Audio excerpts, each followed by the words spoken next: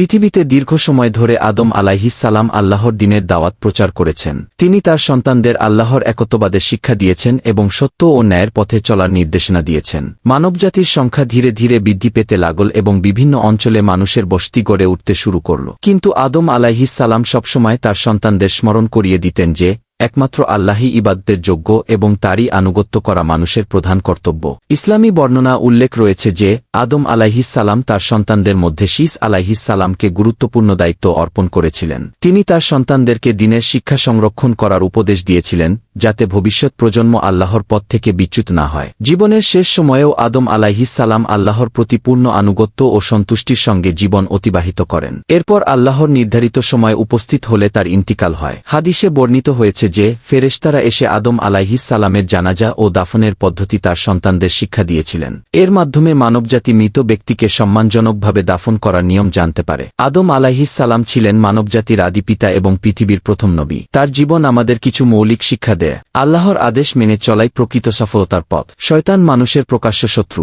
ভুল করার পর আন্তরিক তওবা করলে আল্লাহ তাআলা ক্ষমা করে দেন। ঈর্ষা, অহংকার ও হিংসা মানুষকে ধ্বংসের দিকে নিয়ে যায়। সত্য ও ন্যায়ের পথে অবিচল থাকা একজন মুমিনের কর্তব্য।